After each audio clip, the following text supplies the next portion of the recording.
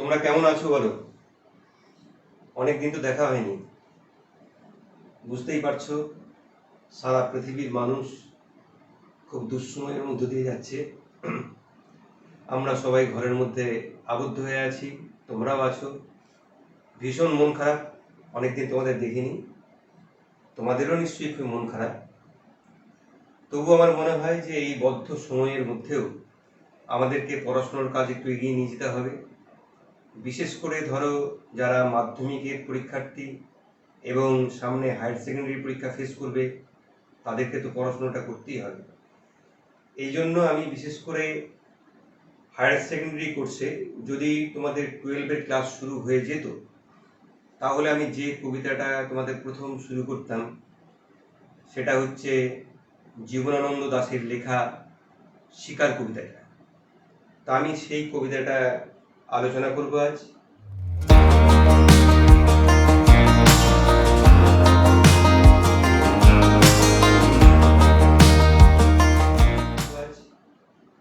তোমাদের সামনে যদি বই থাকে তাহলে আমি বলবো যে প্রথমেই ওই কবিতাটা শেষে একদম চলে যাও শেষ পাতায়।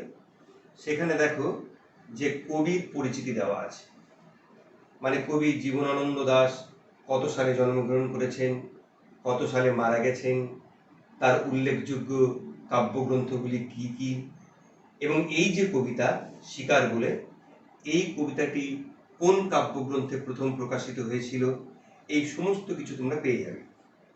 তো আমি ওখান থেকে কয়েকটি তথ্য এই ব্ল্যাকবোর্ডে লিখে রেখেছি। তো আমি এখান থেকে তোমাদের প্রথমে কতগুলি তথ্যের কথা বলবো, তারপরে আমরা মূল কবিতাতে চলে আসবো। তো দেখো, তোমরা এখান থেকেই প্রথম জানতে পারবে যে শিকার বলে যে কবিতাটি আছে সেটা প্রথম 1936 সালে বুদ্ধদেব বসু সম্পাদিত কবিতা পত্রিকায় প্রকাশিত হয়। এই প্রসঙ্গে তোমাদের বলে রাখি, কবি বুদ্ধদেব বসু কবিতা নামে একটা পত্রিকা করতেন ওই 3-এর দশকে।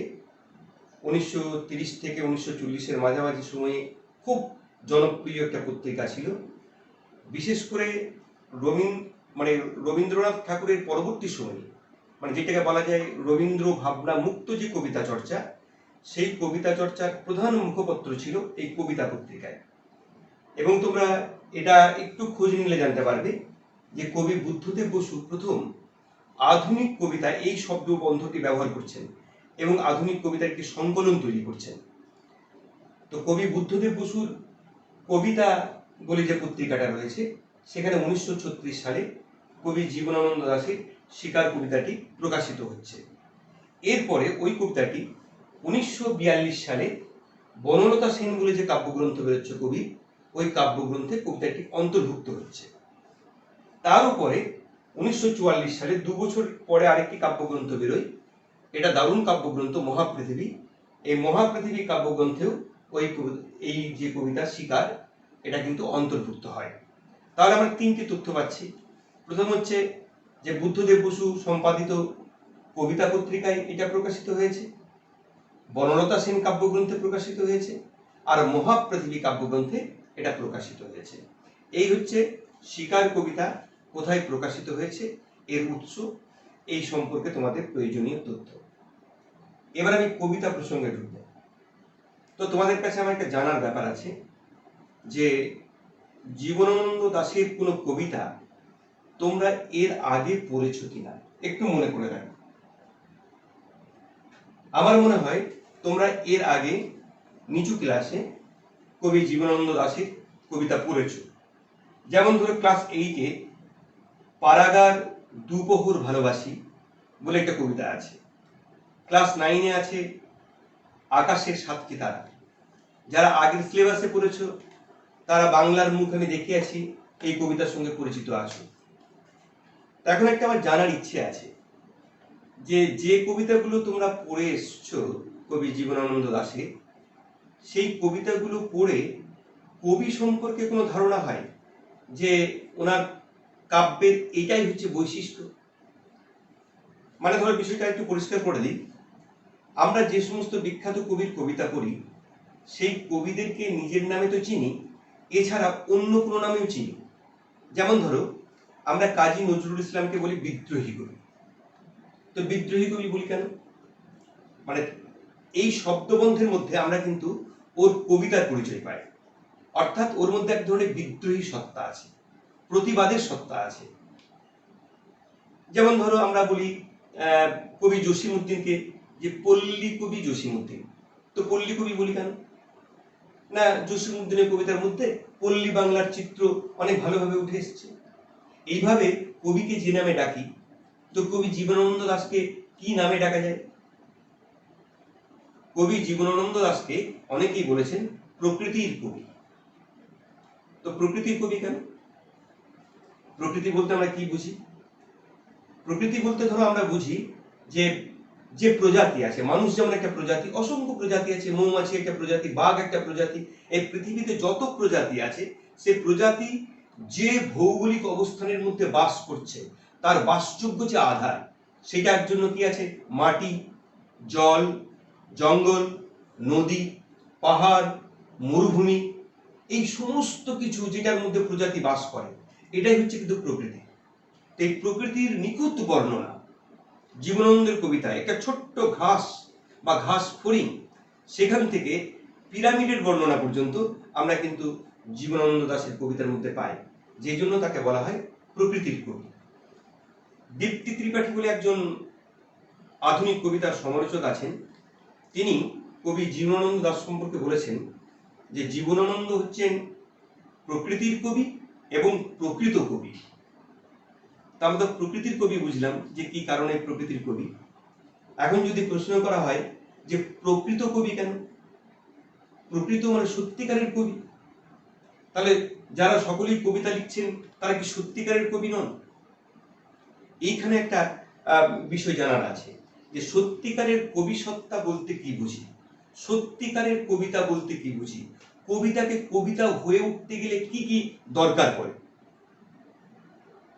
কবিতাকে কবিতা হয়ে উঠতে গেলে যা যা দরকার পড়ে, এই নিয়ে কিন্তু খুব ভালো ভালো বই আছে। যেমন ধরো কাব্যতত্ত্ব বলে একটা বই আছে, ইংরেজিতে যেটা পোয়েটিক্স বলা হয়। আমাদের কাব্যতত্ত্বে একটা কথা আছে যে কাব্যম গ্রাহ্যম অলঙ্কারায়, অর্থাৎ কাব্যরূপে গ্রাহ্য করা হবে যদি সেখানে অলঙ্কারের প্রয়োগ থাকে। তাই কবি জীবনানন্দ দাশের কবিতা পড়তে গেলে আমাদেরকে প্রথমেই দেখতে হবে যে কবি কত সুন্দরভাবে এখানে অলঙ্কারের প্রয়োগ করেছেন।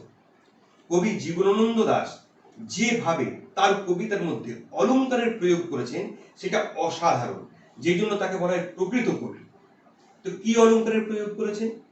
কবি জীবনানন্দ দাশ সবচেয়ে সার্থকভাবে যে অলঙ্কারটা প্রয়োগ করেছেন সেই অলঙ্কারটার নাম হচ্ছে উপমা অলঙ্কার। তো উপমা অলঙ্কার কাকে বলে? উপমা অলঙ্কার হচ্ছে যে দুটো ভিন্ন জাতীয় বস্তু, সম্পূর্ণ পৃথক দুটি বস্তু, সেই বস্তু দুটির মধ্যে একটি সাদৃশ্য কল্পনা করা হবে। বস্তু দুটি ভিন্ন কিন্তু কোনো একটি সাধারণ ধর্মের জন্য সাদৃশ্য কল্পনা করা হবে। যেমন ধরো একটা উদাহরণ দিচ্ছি আমি, যখন কেউ বলে যে মুখটি চাঁদের মতো সুন্দর, তাহলে মুখ আর চাঁদ সম্পূর্ণ ভিন্ন জাতীয় দুটি বস্তু, এদের মধ্যে আকার, আকৃতি, উপাদান কোনো কিছুতে মিল নেই। শুধু একটা জায়গায় মিল আছে যে মুখ দেখতে খুব সুন্দর আর চাঁদ দেখতে খুব সুন্দর। এই সুন্দর হচ্ছে সাধারণ বৈশিষ্ট্য। তাহলে এখানে কবি কার রূপ বর্ণনা করতে চাইলেন? যখন বলছেন চাঁদের মতো, তখন সে চাঁদের রূপ বর্ণনা করছেন না, উনি কিন্তু মুখের রূপ বর্ণনা করছেন। সেই জন্য মুখটাকে বলা হয় উপমেয়, আর যার সঙ্গে তুলনা করছেন সেইটাকে বলা হচ্ছে উপমান, অর্থাৎ চাঁদটা হচ্ছে উপমান। আর মতো শব্দটা কি? মতো হচ্ছে তুলনাবাচক শব্দ। আর সাধারণ ধর্ম কি? সাধারণ ধর্মটা হচ্ছে সুন্দর। তাহলে আমরা কটা জিনিস পেলাম? চারটা জিনিস পেলাম। একটা হচ্ছে উপমেয়, একটা হচ্ছে উপমান, একটা হচ্ছে তুলনাবাচক শব্দ, একটা হচ্ছে সাধারণ ধর্ম। এইটার মধ্যে দিয়ে আমরা উপমা অলঙ্কারটাকে চিনতে পারলাম। আমরা যদি স্বীকার কবিতাটি পড়ি তাহলে দেখব প্রত্যেকটি লাইনের মধ্যে একটা করে উপমা অলঙ্কার আছে। এই উপমা অলঙ্কারটা তোমাদেরকে কিন্তু চিনতে হবে। কেন চিনতে হবে? না, স্বীকার কবিতার মধ্যে, স্বীকার কবিতা শুরু হচ্ছে ভোরের বর্ণনা দিয়ে।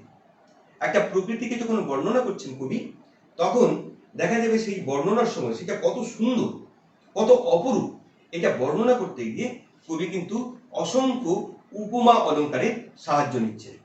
যেমন ধরো আমি কবিতাটির প্রথম লাইনটা তোমাদের বলছি।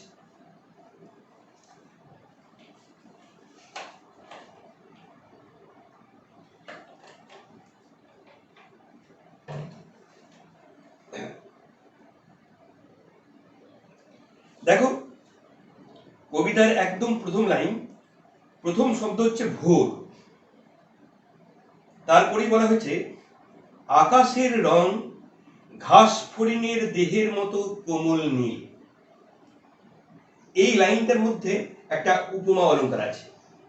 আকাশের রং ঘাস ফড়িংয়ের দেহের মতো কোমল নীল, তাহলে বলো তো এখানে উপমান কোনটা? ঘাস ফড়িংয়ের দেহের মতো যার সঙ্গে তুলনা করছে, তাহলে ঘাস ফড়িংয়ের দেহের সঙ্গে তুলনা করছে, তাহলে ঘাস ফড়িংয়ের দেহটা হচ্ছে উপমান, আর উপমেয় কোনটা? ওই আকাশের রংটা। তাহলে আকাশের রং এইটা হচ্ছে উপমেয়, ঘাস ফড়িংয়ের দেহ এটা হচ্ছে উপমান, মতো হচ্ছে তুলনাবাচক শব্দ, আর কোমল নীল মানে ঘাস ফড়িংয়ের দেহটাও খুব কোমল নীল, একটা সফট ব্লু, আর আকাশের রংটা হচ্ছে খুব কোমল নীল। এই যে প্রথম লাইনের মধ্যে আমরা উপমা অলঙ্কারের মধ্যে ঢুকে গেলাম।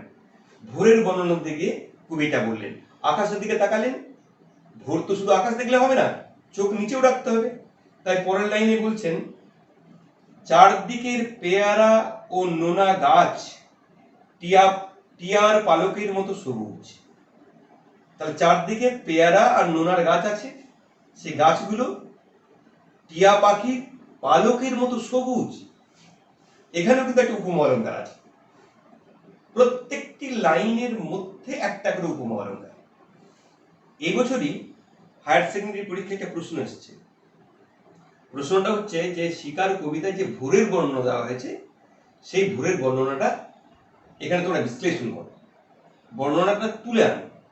তো দেখো এই ধরনের প্রশ্ন যদি আসে, তাহলে এই ভোরবেলার বর্ণনা দিতে গিয়ে কবি যে উপমা অলঙ্কারগুলো ব্যবহার করেছেন, এই প্রত্যেকটি উপমা অলঙ্কার কিন্তু তোমাদেরকে পরীক্ষার খাতায় বিশ্লেষণ করতে হবে। কিন্তু কবি এখানে যে উপমা অলঙ্কারগুলো দিচ্ছেন, দুটো উপাদানই কিন্তু প্রকৃতি থেকে নিচ্ছেন।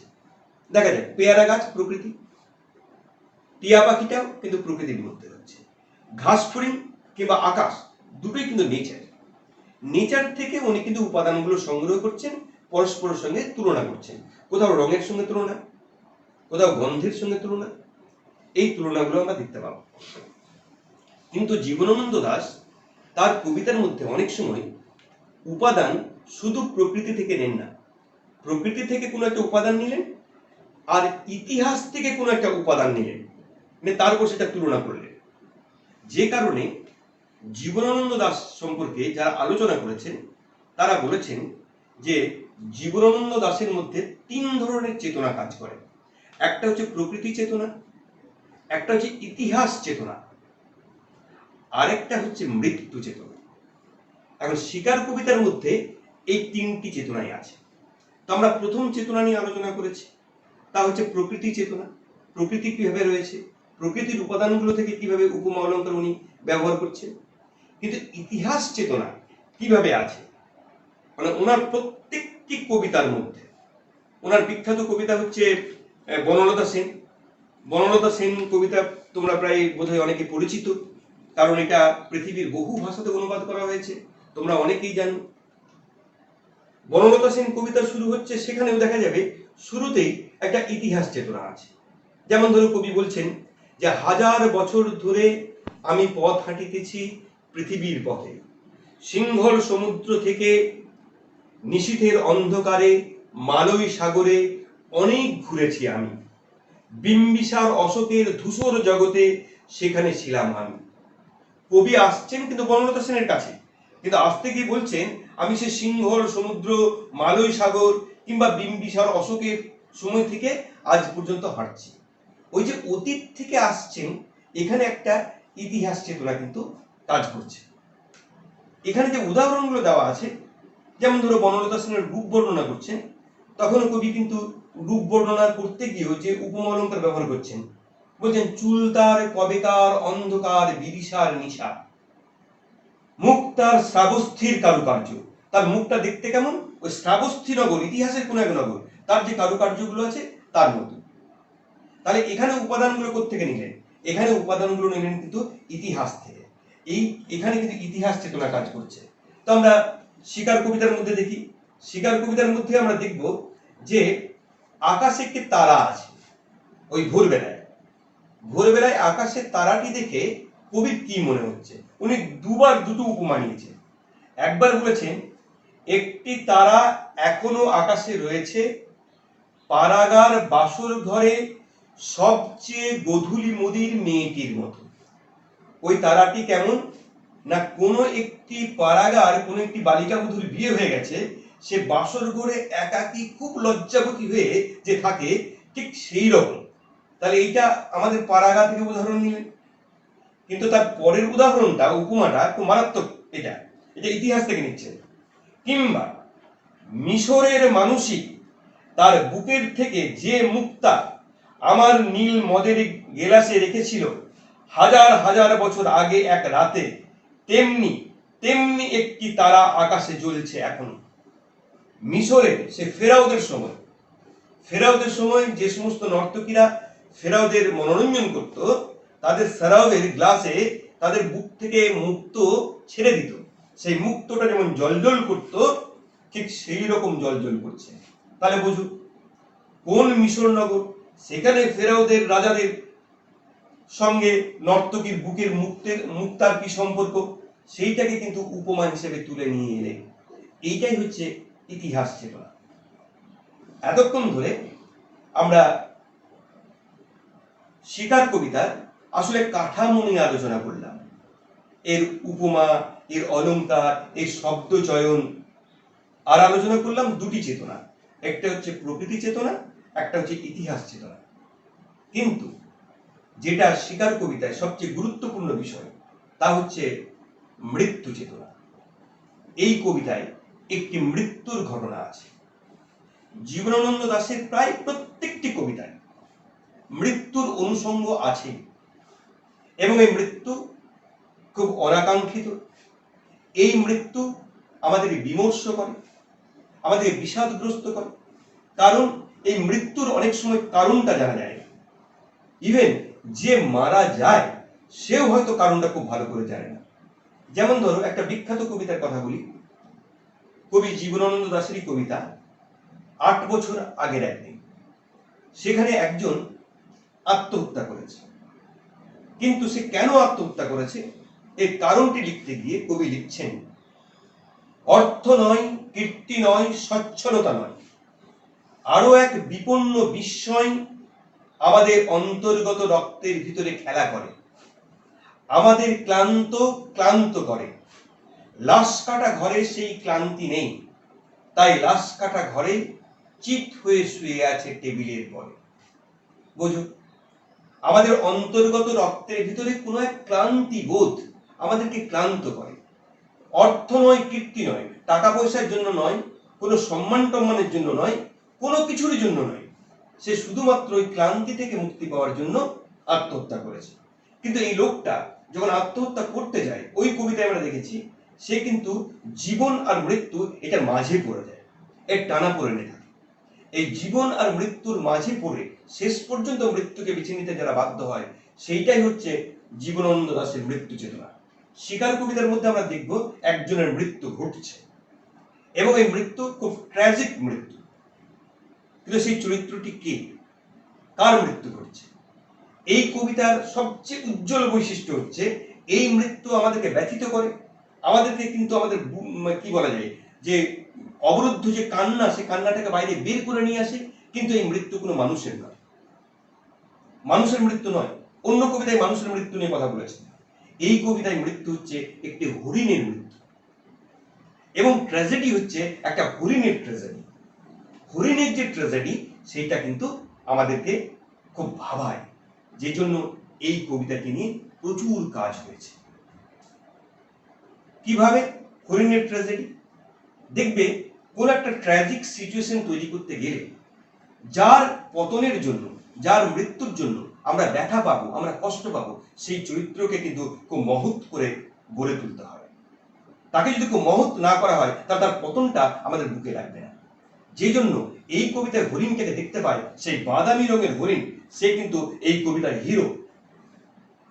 হিরো এই অর্থে যে তাকে একটা চিতা বাঘিনী তাড়া করছে, আর সে একের পর এক জঙ্গল পেরিয়ে পেরিয়ে পেরিয়ে পেরিয়ে গিয়ে লুকোচুরি খেলতে খেলতে সে কিন্তু জিতে যাচ্ছে, বিজয় লাভ করছে।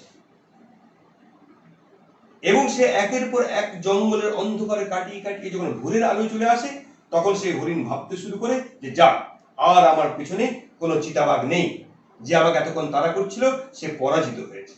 এরপর সে ভাবে অন্যান্য হরিণীদের আমি তাক লাগিয়ে দেবো, যে দেখো আমি কিন্তু পাল্লা দিয়ে কেমন সে ভিলেনের হাত থেকে হিরো যেমন বেঁচে যায়, এখানে তেমনি চিতাবাঘিনীর হাত থেকে হিরো বেঁচে যাওয়ার পর হিরো কিন্তু নদীর জলে নেমে পড়লো। কি করার জন্য?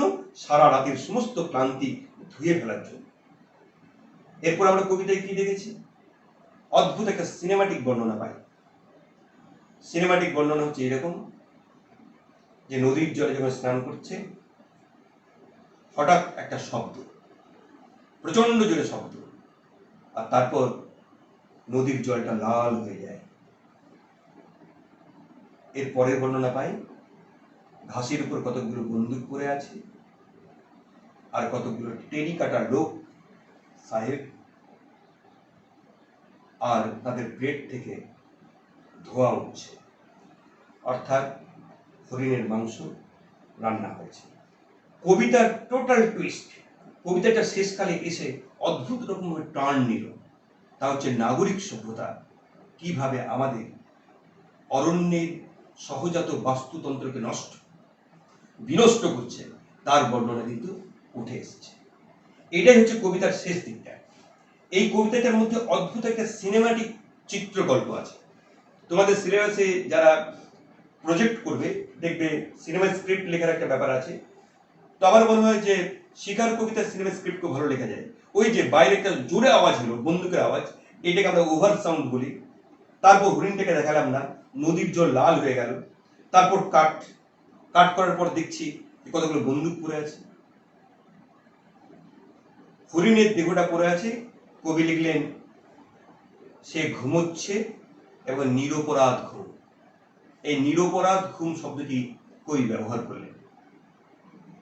এই পুরো কবিতাটার মধ্যে আমরা যেটা পেলাম তা হচ্ছে একটি হরিণের মৃত্যুর অনুষঙ্গ, নাগরিক সভ্যতার তথাকথিত হিংস্রতা, সহজাত আমাদের যে অরণ্য সভ্যতা এবং বাস্তুতন্ত্র তার বিনষ্টির মূল কারণ, এই সমস্তগুলি অদ্ভুত সুন্দরভাবে এই কবিতায় উঠে গেল। আজকে এই কবিতাটি সম্পর্কে এই পর্যন্ত আমি আলোচনা করলাম। আমি পরে আর একটি ক্লাসের মধ্যে কবিতাটি শেষ করব। সেদিন কি কি প্রশ্ন আসতে পারে, কোন কোন প্রশ্নগুলি তোমরা প্রস্তুতির জন্য রাখবে, সেটুকু আমি সেদিন আলোচনা করব। তোমাদেরকে অশেষ ভালোবাসা জানিয়ে আজকের ক্লাস আমি এখানেই শেষ করছি।